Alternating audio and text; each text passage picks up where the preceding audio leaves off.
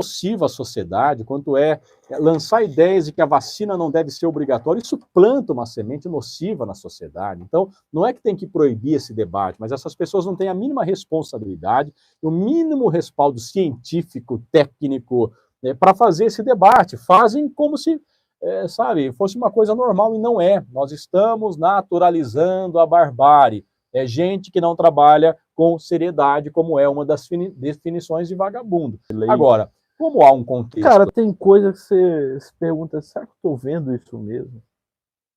Daí o coronel vai passar um áudio da deputada federal Júlia Zanata, de Santa Catarina. Zanato, né? Zanata, eu acho que é Zanata. E aí, ela, no áudio que ela fala contra o Madalena, ela reafirma a defesa antivacina, que ela fala assim, não é que eu sou antivacina, eu só não sou a favor da obrigatoriedade. Porra, eufemismo?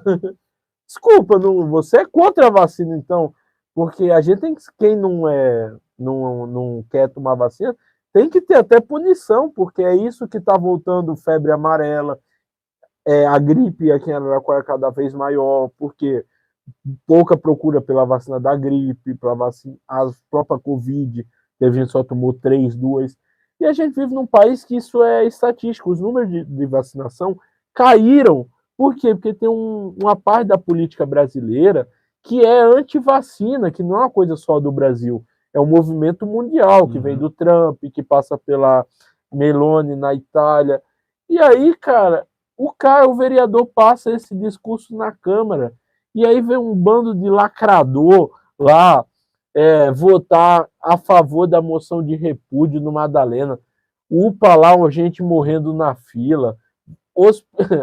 É porque aquela Câmara tem coisa que são pérolas, né? Esquece, né? Então, assim, como que você vê essa perca de tempo para perseguir um jornalista do grupo de vocês, que não é só o grupo de vocês, que é um patrimônio de Araraquara, né? O Madalena. Sim. Goste ou odeie, é um patrimônio, né? Goste ou odeie. Não, Madalena é um patrimônio mesmo. Do interior de São Paulo. Ele é o maior comunicador da história de Araraquara. Ponto. Sobre isso não se discute. Isso é uma questão sine qua non. Faz parte da cultura local, sabe? Sabe que às vezes até a gente que está ali dentro se esquece disso. Você está tão ali na dinâmica do programa, e alguns dias eu peguei uma gripe, fiquei uns 2, 3 dias em casa, e aí eu ligava no rádio. Cara, a energia da condução do Madalena, meu, é surreal. É surreal, é uma conexão imediata com a cidade, né? O Madalena reconhece que ele exagerou nas palavras, porque a língua portuguesa é riquíssima, né? Você tem inúmeros adjetivos que você pode atribuir a essa deputada. Mas ao pé da letra, tá aqui, ó, significado de vagabundo, que ou o que age sem seriedade. Não, e ele chama homens também. Então, é uma das definições dicionarizadas de vagabundo. Porque quando se usa com homem, a primeira coisa que no popular a gente subentende, está no nosso imaginário linguístico, é que vagabundo é aquele que não trabalha, né? Se alguém te chama de vagabundo, quer dizer que você não trabalha. Quando você usa com mulher, né? Pode falar palavrão aqui, se associa com puta, né? Sim. Olha, tal. Mas as definições de vagabunda são outras. E o Madalena, obviamente, não estava falando da figura de esposa, da mulher, mulher. Estava falando daquela deputada. Não é então, questão de gênero. Vagabundo como aquele que age sem seriedade. E olha, não há seriedade nenhuma nesse debate mesmo. Nem na Júlia Zanata. Muito menos na Júlia Zanato, sabe? Zanata, né? Júlia Zanata. São aquelas figuras grotescas que ascenderam ao debate público brasileiro a partir da hecatombe de 2018. Né? Em um contexto de democracia estabilizada, essas figuras não estariam no parlamento brasileiro, sabe? Você olha para a Constituinte, você vê no parlamento, João, Florestan Fernandes, o próprio Lula, enfim, uma série de lideranças, Ulisses Guimarães, estavam no parlamento brasileiro, da direita e da esquerda, o centro político. Hoje a gente vê algumas declarações do Paulo Maluf, em que pese a desonestidade, né, das suas ações no executivo, Mas ali estava Não era antivacina. Você vê até o Roda Viva, em que ele defende a Proibição de cigarros. Você fala, Virou meu, um que clássico. absurdo, é um clássico, isso porque os jornalistas, ditos progressistas, né? Todos contra o cara. Todos contra, achando um absurdo, e o cara ali fazendo um debate razoável. Linha justa, linha justa. E aí você vê essa turma hoje, esses oportunistas, fazendo um debate tão nocivo à sociedade, quanto lançar ideias de que a vacina não deve ser obrigatória. Isso planta uma semente nociva na sociedade. Então, não é que tem que proibir esse debate, mas essas pessoas não têm a mínima responsabilidade, o mínimo respaldo científico, técnico, para fazer esse debate. Fazem como se, fosse uma coisa normal, e não é. Nós estamos naturalizando a barbárie. É gente que não trabalha com seriedade, como é uma das definições de vagabundo. Agora, como há um contexto realmente de misoginia, Sim. e que a mensagem pode ter sido interpretada dessa forma, Madalena vem e se desculpa reiteradas vezes. O Coronel Prado não está preocupado com as discussões feministas. Não está preocupado com ofensa às mulheres, ofensa de gênero. Ele está querendo ser o antagonista do Madalena, porque já que ele é essa figura que você coloca, então também é uma posição muito interessante para alguns segmentos ser o que enfrenta o Madalena. Só preciso contar uma coisa para o Coronel Prado, ele não é o único, e não é o primeiro. Outros já fizeram isso, ele é só mais um que está repetindo essa tentativa de ascender politicamente usando o nome e a sombra do Madalena como escada. Ele não está interessado na discussão.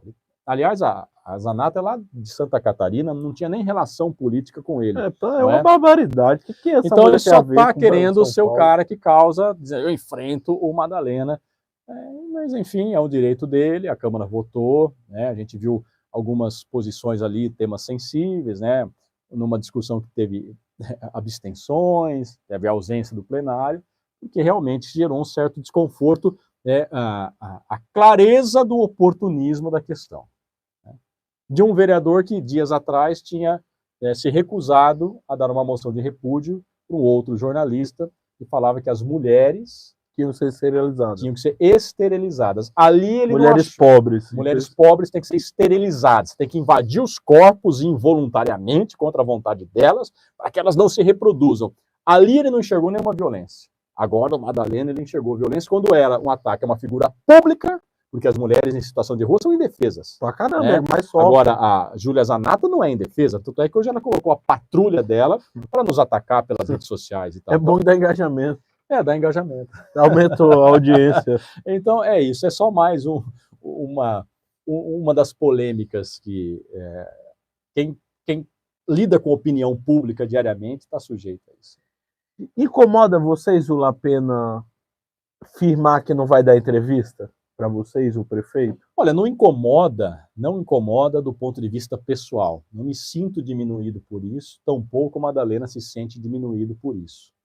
O que ele quer falar, para quem ele quer falar, é um direito dele. Agora, me incomoda estar numa cidade governada por alguém que não é feito a transparência das declarações públicas, porque não é a mim que ele tem que falar, é a cidade.